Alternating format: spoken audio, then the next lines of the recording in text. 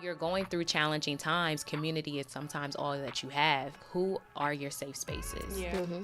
Your feelings and what you feel and your pain is never unique to you. Mm-hmm. It's never unique. Somebody has felt this way before. Somebody has dealt with the same issues that you have dealt with, the same trauma. They ask yourself every day when you wake up, what do I need? Healing can't happen in isolation because you get stuck up here. It hurts because it's like, I'm able to help you.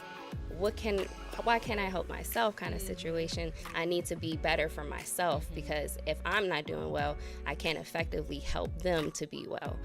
It doesn't have to be aesthetically pleasing. It just needs to be comfortable. Yeah. And feel 100%. good. Yeah. Hey Village, Shoa here. So excited to be back for another episode. Today we're talking all things mental health and seasonal transitions. I'm excited to have this conversation because again, as Black women and just as Black people, we often don't hold space for the transitions. We just go with the punches and show up and get ready for the holidays regardless of how we're feeling. So today we're digging into that and I'm so excited to have two amazing guests with me who are actual therapists and practitioners in the field of mental health. So it's going to be a good one. It's going to be a lot of gems dropped and I'm excited. So first I have Sorena Sweatt, who is a native of Wilmington, Delaware. She wasn't going to let us do it without naming that. She's an author, inspirational speaker, licensed minister, and licensed clinical social worker. Clock her T. Currently resides in Glen Burnie, Maryland, and is the owner of Confidence in Youth Services, LLC, where she provides mental health counseling services. And I'm so grateful because I actually work at Confidence in Youth Services, and it's been a pleasure and an honor to work under you and to work beside you. So thank you. Awesome. Yes. And I'm going to introduce our next guest. Lanaya is a dedicated mental health professional with a bachelor's degree in psychology from Morgan State University. Okay, Morgan. Come on now. And a master's degree in mental health counseling from Bowie State University. All right. Currently serving as a clinical coordinator for the TMS program at Metalworks. She's pursuing her license as a counselor while making meaningful contributions to her clients' wellness journeys. So virtual round of applause for my guest today. It's going to be a good conversation, and we're going to learn about this TMS situation. Of course. Something new coming straight off, hot off the press. Yes, ma'am. All right. But before we dive in, I would love to hear who you are beyond your titles. So I just gave them the professional layout of who you are, but personally, who are you? Who am I? So I am fearless and strong and brave and adventurous, but I'm also a mom to a 2-year-old boy. His name is Zion, and I'm also a wife. And those are some titles that I hold very dear to my heart. But more importantly, I really love people. I really love helping people, and I really love allowing people to unlock that great potential within themselves. I'm resourceful. Hence confidence in you. Love it. So I really help people build their confidence. That's who I am. Awesome. Thank you. That's good. Okay. Hi, of course, my name is Lanaya. So then I would describe myself as outgoing. I would describe myself as passionate. I would describe myself as empathetic, nice, kind, hearted. I feel like that's so many elements that can contribute to who I am. I feel like a lot of times people will hear my voice, but here they also see my heart. I feel like I definitely go a long way for people. And I feel like I'm just getting started. So be on the lookout for me. Love that. Love that. Yes. And I'm excited to have your voices in the space because I want the listeners to think about like, these could be your therapists, right? These are women that have shared lived experiences as you, that look like you, that come with just the many accolades and even characteristics that they just named. So as you're listening, look at it with that lens. If you're looking for a therapist, I 10 out of 10 would recommend it. It did take me a while to get in therapy now. I was a therapist that didn't have a therapist for a while. But now I'm there and I love it and I'm grateful. So season transitions. It's a lot of science behind why people feel differently in the summer than they do in the spring or the fall. And also recognizing that seasonal depression is not unique to the winter. It also happens in the summer. But we're here to talk about the winter. So why is it when these changes are coming along, we start to see changes in ourselves and in our bodies? And what does some of those changes look like? I would say more importantly, when the seasons are changing, our body needs different things. That is something that I personally have learned over time, and then working with my clients, even noticing that too. in the summer, we get a lot of vitamin D, right? So we're outside, we're in the sun, we're feeling good. And then in the winter, the sun kind of goes into hiding. And so our bodies is like, I need more fuel. So a lot of times we're not eating properly. We're not moving our bodies as much, which is very important. I always encourage my clients, make sure that you have some type of movement routine. I don't say just go to the gym, because the gym is not for everybody, but have some type of movement, routine. Also, just thinking about mentally, what is the overload? When we in the summertime, we feel free. Yeah. We're like, I can go anywhere, I can do anything. But in the winter, your responsibilities come back. The things that you have to do, your day-to-day routine, it's very strenuous sometimes. So those are just some of the things that I noticed that happens when the shift starts for the winter. Yeah. That was good. I would say during the wintertime, I feel like us as people, we isolate, because once the sun goes away, we feel like we need to go away. And a lot of times it's like, and then a lot of times I feel like we're grieving the summer. Like the summer is gone, my responsibilities, like she said, is back, and it feels like there's nothing more for me to do. Like I can't really live my life when winter comes around. And I feel like we need to put something in order to save ourselves from that sorrow winter or sorrow fall.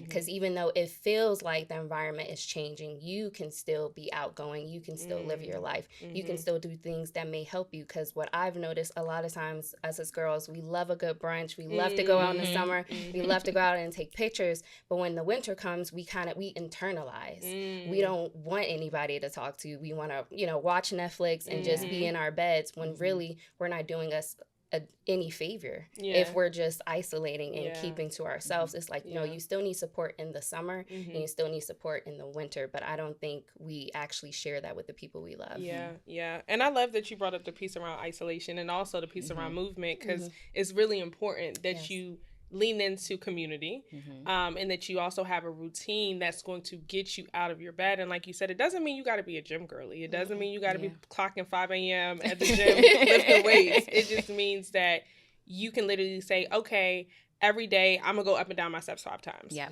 Or every day I'm going to step out for 1 minute and get that cold shock and come back inside. Absolutely. But that movement is important. And the piece around isolation, I think, from a communal standpoint, healing can't happen in isolation because you get stuck up here. Absolutely. So it's very important for you to find that community or those people that if you want to kick back and watch Netflix, cool, but have at least a girlfriend come over and y'all doing it and y'all catching up and you're able to talk, especially when you live by yourself. In the winter, it could be really rough because you don't have people to connect and communicate with. So I love all of those ideas and just points of how it looks and how it feels. So how would you define seasonal affective disorder, which is SAD, or seasonal depression, in your own words? I would say it is when the seasons are changing and you notice that things are happening in your body that you hadn't experienced during the summer. Some of the things that you may notice is that your mood keeps going up and down, or you might feel that your mood is very down. You might find yourself either increasing your appetite or loss of appetite. The isolation piece comes in where I don't want to do anything. I don't want to go anywhere. I know that was one of the biggest ones for me, and it still is. The wintertime, do not ask me to come out. I'm not going anywhere. I hate the cold. But no, so just some of those things that kind of happen, and even like your emotions, you get to sit still more often. So you feel a lot of those feelings that over the summer, you just put them to the side. So just thinking about some of those things that kind of come up. Yeah, and I love that you just brought up like the stillness and the slowing down, because that's why a lot of us struggle so much with seasonal affective disorder, is because we're not used to being still. Yeah. And winter is about hibernation. It's about shedding. It's about cultivating energy and planting seeds so that you can see it in the spring. But we've never been like conditioned to see it in that way. But in reality, some of what you spoke about too was like being proactive and recognizing like this shift is coming. It's going to happen. Winter is going to be around, and we get to kind of control how we experience it. So I love how you said like, your emotions will come to the top. And beyond just like the stillness, there's holidays and grief, and then you got to go around people that you possibly don't really want to be around, but because it's expected, you're showing up. So if you take the time to kind of efficiently plan for the season, you can make some real good decisions. I had a client where I had to say to her, she was experiencing severe grief of her family because it's not what it used to be. And as Thanksgiving is coming up, she's like, I don't know what I'm going to do. Like, my mom's telling me one thing, but I'm feeling this. I said, but what do you want to do? Absolutely. And she was like, wow, that's a good question. I never thought about, like, what do I want to do during Thanksgiving? I'm like, your Thanksgiving experience can be whatever you want it to be, and it does not have to look like the traditions that you grew up in, because those no longer serve you. So even just being empowered enough to be like, oh, okay, I'm feeling this. How do I honor my feelings? So that goes to my question of cultural expectations. So as a strong Black woman, how do we often mask or miss that we're experiencing seasonal depression? I'm just here. So I would say a lot of it is isolating, like we've talked about, but also not answering the phone when our friends or family are calling us. Also, not wanting to go to work, maybe skipping a whole week of work to say, I'm gonna get myself together tomorrow and I'm gonna get it started, and nothing moves, and the low motivation and the low energy. And it's sad because even when people ask you about your feelings, my main response is, I'm fine. Yeah. I'm okay. Default. That's one. Like I don't want to, and then when I actually share your feelings, it feels like sharing my feelings is a burden. And nobody will understand me. But one thing that somebody has said to me is like, your feelings and what you feel and your pain is never unique to you. It's never unique. Somebody has felt this way before. Absolutely. Somebody has dealt with the same issues that you have dealt with, the same trauma. So even just sharing that, it gives a sense of relief, less pressure on you to just take it on and fight for yourself, when a lot of times as women, we have to just sit, like I like how you guys said, sit still in it. Because when I sit still, I'm able to hear myself and know what's actually wrong, and not sit here and mask and be like, I got to go to work, I got to do this, All of those responsibilities can wait. Are you not good? Are you okay? Do you need somebody to talk to? I always tell the clients, what do I need today? What is going to serve me today? If it needs to be a day off from work, cool. But if it needs to be, a solo dinner with you and you just feeling okay about yourself, that's okay too. It's all about what you need. Absolutely. Yeah. Absolutely. 100%. And I think I love that prompt to say, ask yourself every day when you wake up, what do I need? That's something that's very simple that we often don't do. And we just get up and we're like, oh, the baby need this, or my job's chiming me for this. And you're just going. But it's like, what if you just woke up and when your eyes open, say a prayer, and then say, what do I need today? And being able to communicate that or give yourself that is the first step to being able to communicate those emotions. So love that. Would you like to add anything on how it shows up in Black women? I would say what I've noticed in my own personal journey, just piggyback just a little bit, is that sitting in it and just kind of not wanting to be a part of family things or not wanting to go anywhere. I know a lot of different changes have been happening over the last year in my family. And I'm learning so much about myself. And I was actually masking a lot because I let everybody dump on me. And then I would just be, everybody thinks I'm perfect. I'm like, I'm not. I need help. I need support. And so that was one of my ways of masking, was just always showing up and supporting during the tough times when I didn't want to be there. Yeah, and that masking is so dangerous because it's literally self-harm. So we're doing it to protect everybody else while we're harming ourselves and masking our true emotions and how we're feeling. And then it comes a time where you look up and you're like, can you see me? Do you see the real me? But what language would you use to describe those feelings for yourself or your clients? Because I think a big part of the issue too is we don't have the language, or we're not comfortable with the language, because we have the language now that we can start to use, and people will begin to honor what we're saying. But what is some of the language that women can begin to use to express how they're feeling? Whether it's just like simple words or things that they can use to get comfortable with just like expression of their depression in this season. I'm not feeling good. I'm not feeling okay. I am stressed. I have a lot going on. One of the things that I've been using with my clients a lot that has been very helpful is pull out that feelings wheel. Because even myself, I find myself saying the same emotions over and over. But when I look at that feelings wheel, I'm like, no, today I'm actually feeling content, or today I'm feeling disheveled. Like, I want to be able to really identify that emotion. And so I say, go to the feelings wheel. If you can, put something on your phone. We are on our phones all the time. Listen, when you wake up and you're asking yourself that question, that'd be a good time to look at the feelings wheel. What am I actually feeling today? I try to be more intentional in my words about my emotions. When my friends ask me, I say, hold on, give me a second. Before I just answer and say, I'm good, I may pause for a minute and just be like, let me find the right words, because I want you to know exactly how I'm feeling today. Yeah. I love that. Yeah, that's really good. Because one of my good colleagues in the work, she owns a yoga studio, and she said to us, she said, don't ask me how I'm doing unless you really want to know how I'm doing, because I'm not somebody that's about to be like, I'm good. She was like, I'm gonna tell you how I'm feeling. Right. So just know that if you ask me how I'm feeling, I have the words and I'm gonna communicate it. Good. So that's good too, but it goes back to self and just being able to say those words to yourself. What would you offer? My biggest thing would be vulnerable and humility, and to say, I need help. Yeah. Like, to look people straight in the eye and say, I need help. And then we have that vulnerable conversation of, what does help look like for you, Lanaya? You know, and I feel like we don't really say that too much, where it's like, it may be like, I need help, girl, help me pick out an outfit. But it's not that. It's more so like, I need help. Could you help me find a therapist? Could you help me find somebody that's going to be able to listen to me? I need a support group. I need, I need good food. Like, how about we, bake or cook together? Just, I need somebody right now. And I don't feel like we're vulnerable or have the humility to sit there and check ourselves. Now, we'll sit there and check our friends and be like, you need to do X, Y, and Z.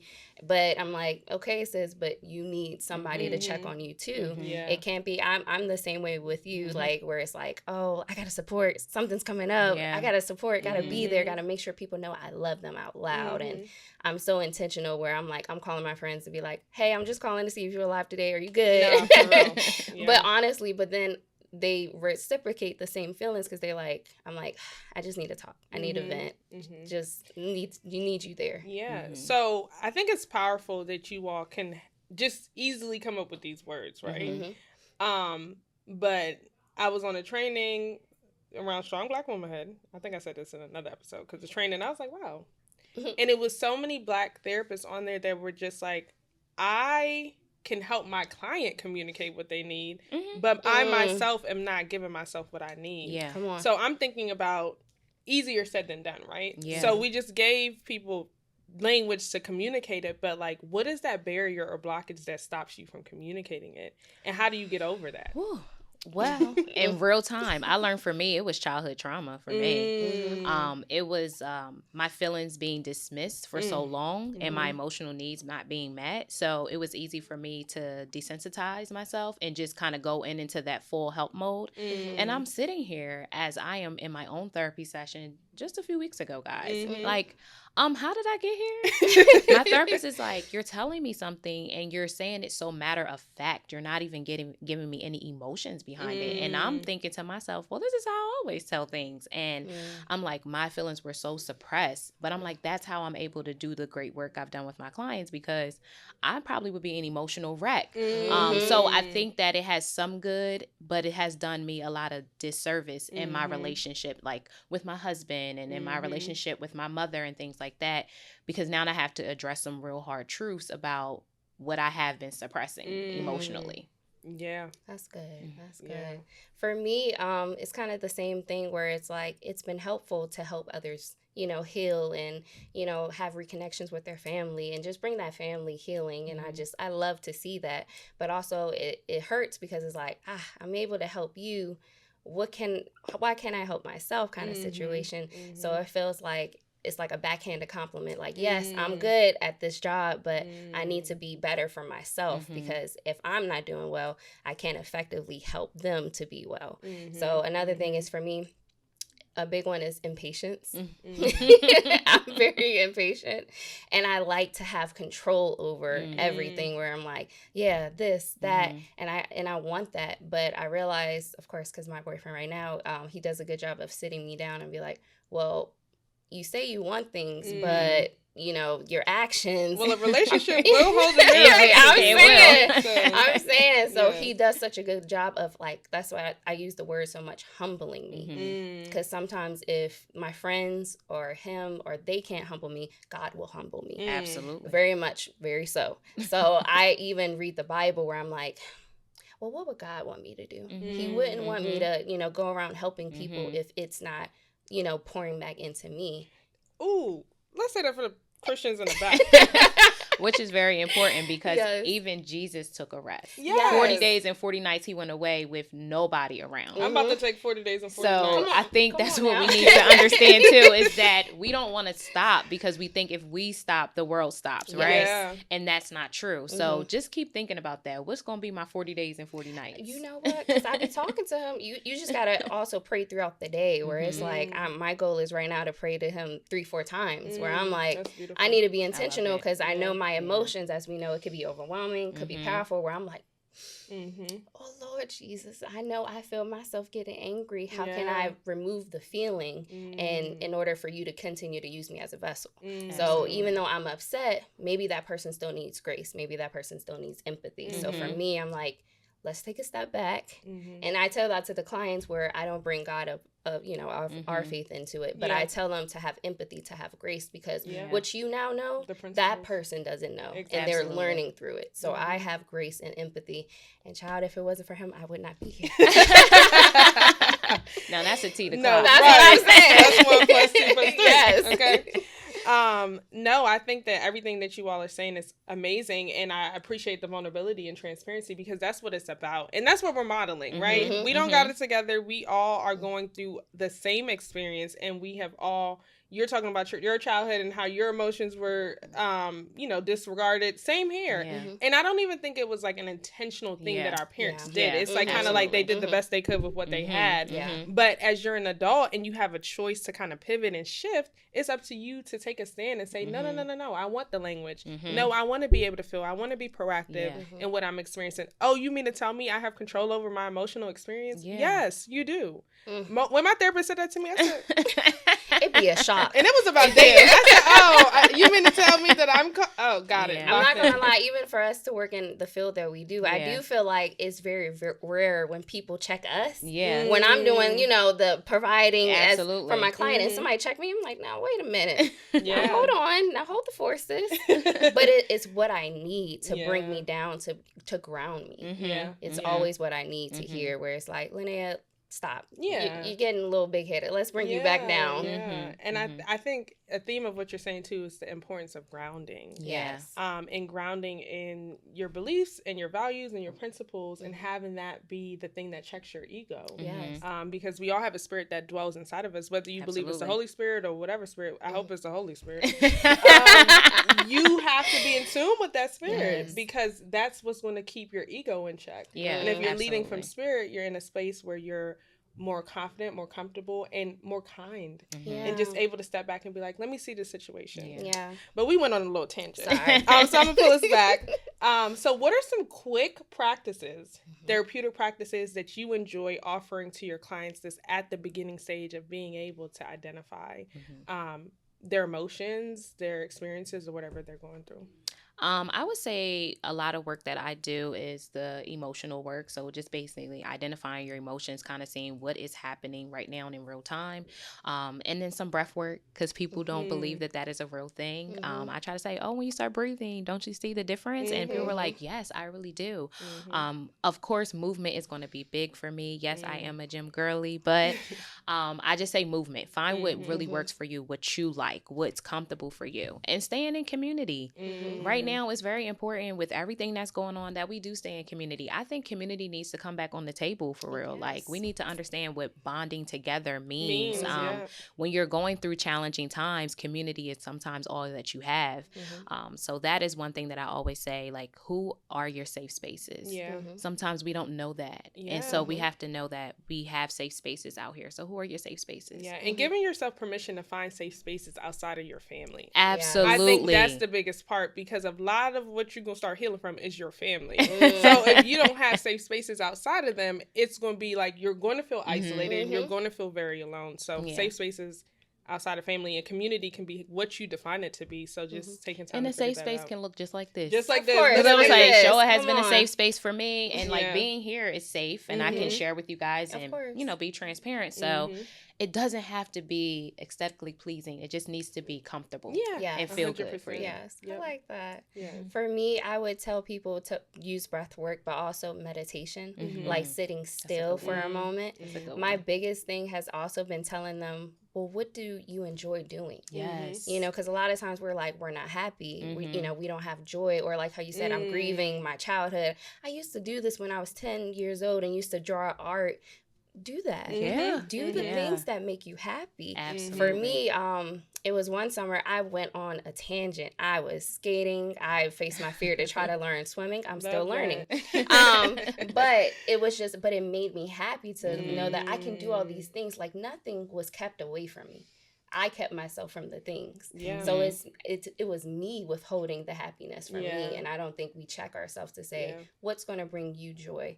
As we can see, you know, your talk show, it brings you joy, you know, but it's, you know, you see how you're out and you're living what you're saying. And I don't think we do enough of that. Yeah. That's my thing. Joy fillers is what I like to encourage my clients to do, because the work can be hard and it doesn't have to be. Like you deserve to feel in joy. So I call it self-care. I'd be like, what is your self-care practices that you're going to incorporate? The bubble baths, the brunches, the teas, the small little things that are going to make this work seamless and easier.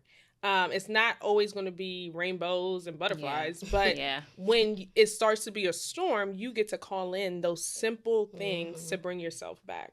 So I know that earlier I mentioned that, like, as a therapist, it took me a while to go to therapy. So I've worked with a life coach first. I went all the way to a Reiki healer, and then I went to therapy about 2 years ago. And the reason I got into therapy is because my niece was going through some stuff, and she was having a moment, and she was at my house.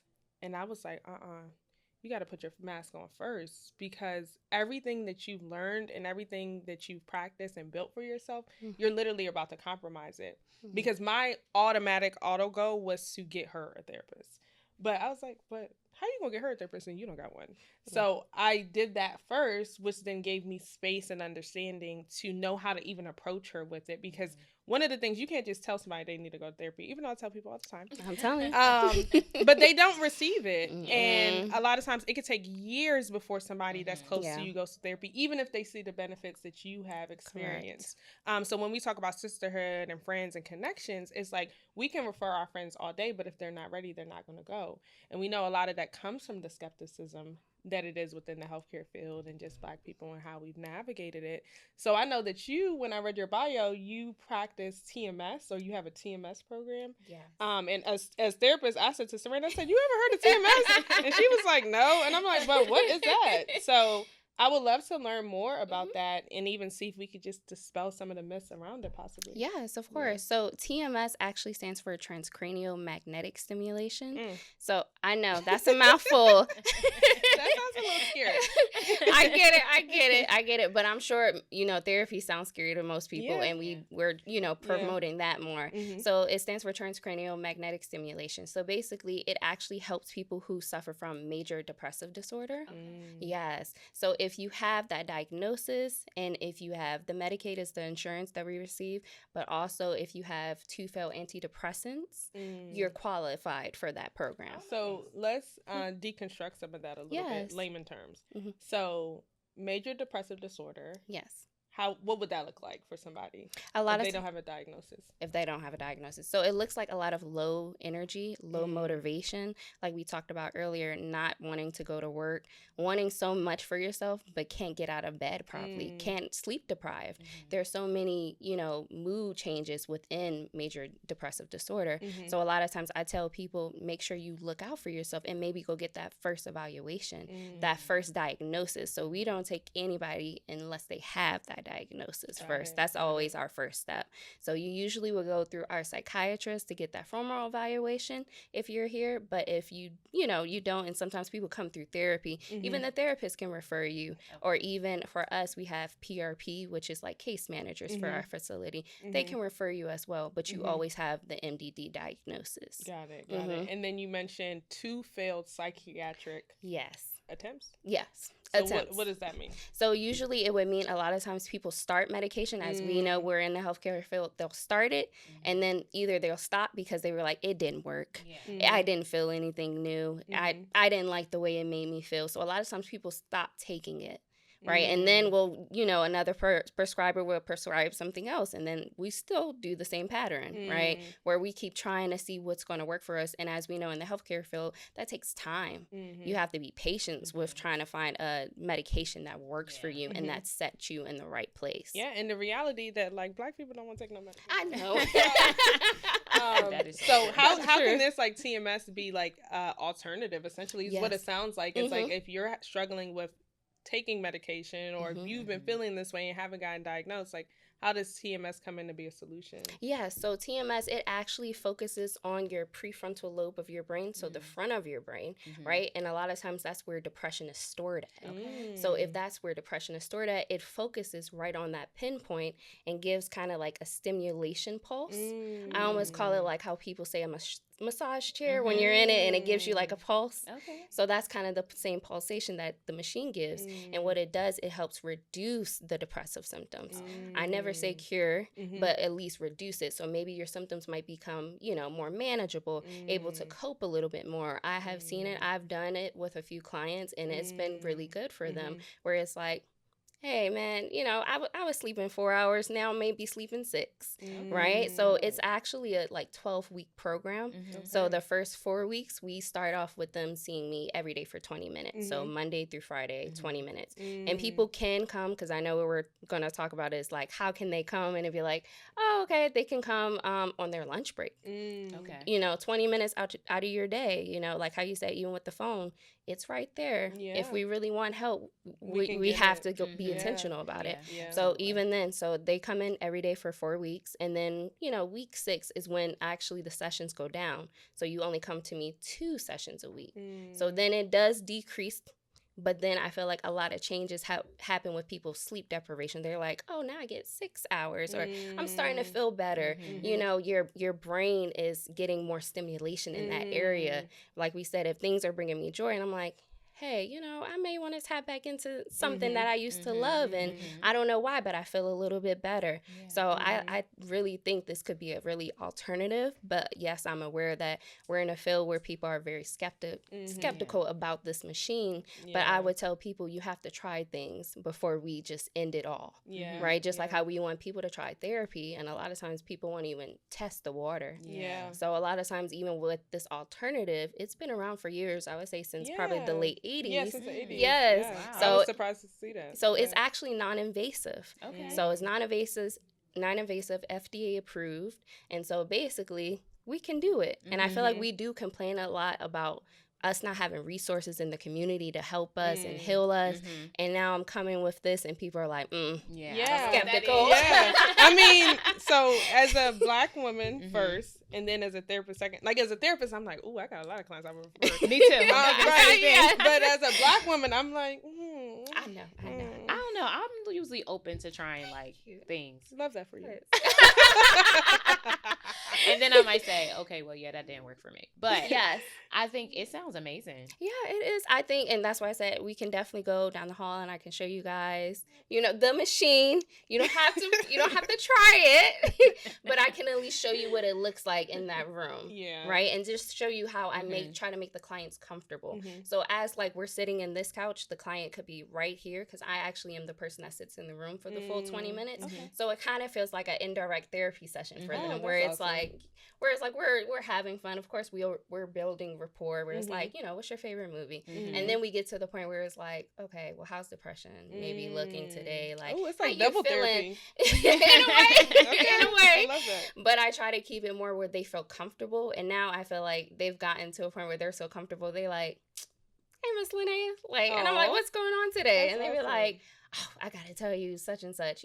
Some people might feel that, or some people might still be internal, and not share so much. So I try to respect where they're at or meet them where they're at. Yeah. So even though, they're doing TMS, I just still want to know that they have somebody they can talk to, even if you don't feel like you want to talk. Yeah. No, I love that. And I love that it's happening for those that are most vulnerable, right? Yeah. People that are on Medicaid oftentimes don't get quality service. That's true. Right? And like your insurance determines the type of care you get. So I'm very grateful that MetaWorks is here in the community, making sure that it's not only quality, but it's culturally competent. Yes. And the way you describe the space being set up and how you're tending to the client and ensuring that they're comforted and good. Like, that's our nature as Black women, to be nurturing. So I'm really grateful to see those elements in it.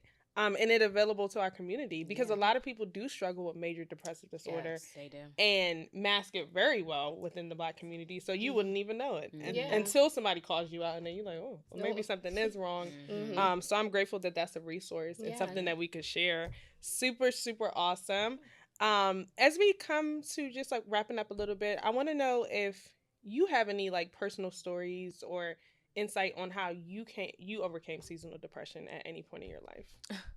I can't say I overcame it, but I'm working through it. I noticed for myself, actually, like a week ago, I was like, oh, I don't want to do nothing. My mood is just like, ugh. And I was like, oh, that's that seasonal change. I was like, the sun is not shining. And I'm literally the one, like, I'm opening up my blinds and I'm like, oh, is the sun out today? And then if it's like a little too gloomy or a little too cloudy, I'm like, oh, I don't feel like working today. I don't feel like talking to these clients today. I'm like, what is going on? But what I'm going to do this season, right, is I'm going to stay in community. That's going to be important for me, and stay in communities that I want to be in. Come on now. Okay. Having you on the one to be in it. Yes. Not just showing up just because I can show up and I'm an able body, but really being intentional about where I show up. Love that. Oh, that's good. For me, like you said, I isolate a little bit once the winter, come so about. You talking about isolation? I mean, we're gonna be honest. Because I'm a homebody. Okay. So in my defense, I like my home. I like my safe space because it's safe. Like you said, I can always count on my home to be there. It's such like stability for me. And when you go outside, sometimes depending on who out there, it's not so much stability. Yeah. So sometimes I do like to be home, but I realize I can be home but also be productive. So for me, I'm like, I'm going to make sure everything is clean, my space is clean. That way my mind is decluttered.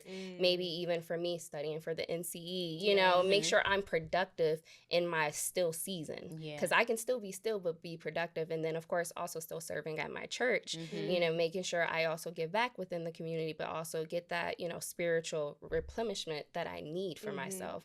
So I feel like I can still be productive. And of course, I'm a gym girly too, so I love a good gym.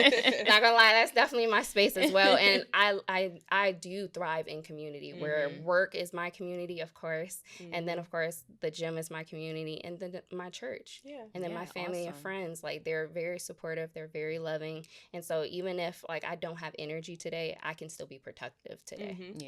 I love that. I love that. Echo a lot of what you all said. I think I'm going to give myself the 40 days and 40 nights. Okay. I hope you do. Yes. And connect with my Savior. Of course.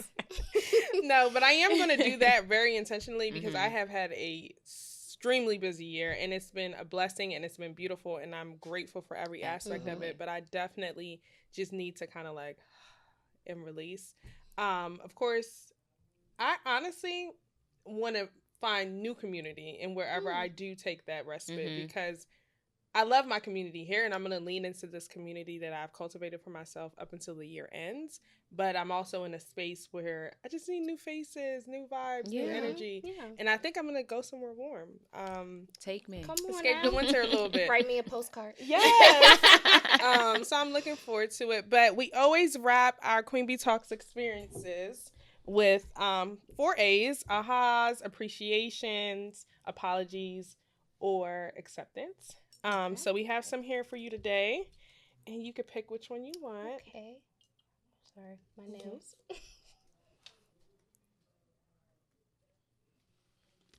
Since we're all pulling them, let me pull one. I looked at mine too as soon as I got it. You can go first. I'm trying to get this okay. So I got apology. I feel like I need to apologize for myself, Mm-hmm. right? I feel like I need to apologize for myself because I need to start giving that same support and love that we're so vibrant and we give out. I need to give that to myself. Mm-hmm. I think me and one of my coworkers yesterday, we were just talking about, that confidence that I just instill in everybody, like, you go, you strong. And I just think, apologize to myself. I need to be that for me. Be like, you know what, girl, you look good. You going to work. You doing everything you need. Yeah. You could be like Issa. Yes, of course, because Yes. I need to be, because what Yes. she did was so inspiring, where it's like, you Mhm. know what, we do talk all of that confidence to everybody else, but not to ourselves. And I feel like that's always the battle. It's like behind the scenes, I'm not saying anything nice to myself. And it's like, you know what, well, let me take a second. I'm going to say nice. I am made in the image of God. Come on, right there. Yes. Let's go. I'm like, what? Who else approval did I need? Yeah. So for me, I'm just going to, tap into my little confidence right now. Love that. Love that. Absolutely.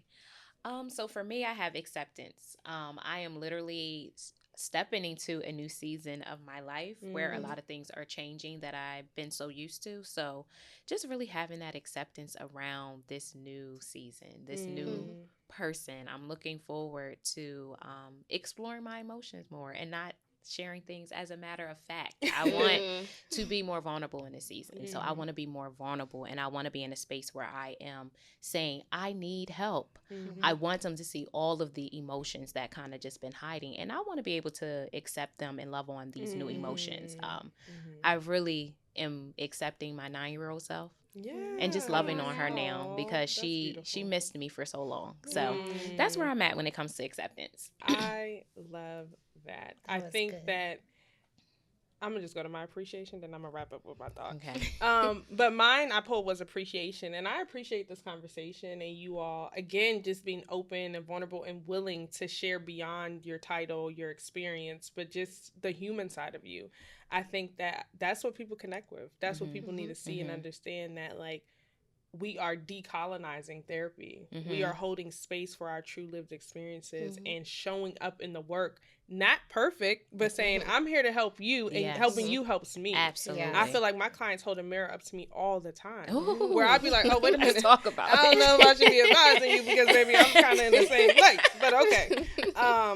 But I appreciate just the authenticity of this conversation and the synergy, and also you bringing in a new element to your mess. She ready to go. I got to read up on it. I'm gonna figure that one out. She'll be fine, y'all. She'll be fine. I'm gonna bring her back. Right. But thank you all so much for being a part of the conversation. I think that everything that you all shared, it resonates with me, and I hope it resonates with our audience. And I'm excited for them to know where they can find you. Yeah. So if you could share your website, your IG handles, whatever you got. I am Sorena Sweatt, and you can find me on www.confidenceinyouservices.com, or you can go to my Instagram at CIY Services, or you can reach us on Facebook at Confidence in You Services. My name is Lanaya Body, and you can find me at _MetaWorks, METTLE Works. That is our Instagram handle where you can find me.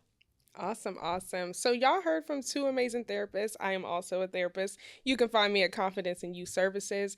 If you're looking for a woman's space to just begin your journey to tap into community and find connection and aren't necessarily ready for a therapist, you can join us at ITAV Collab, and that is our name on Instagram, ITAV Collab. And we have retreats, community circles, events, and just a lot of different experiences for you to tap in. So hope to see you all soon. Thank you for listening, and see you again in a few weeks.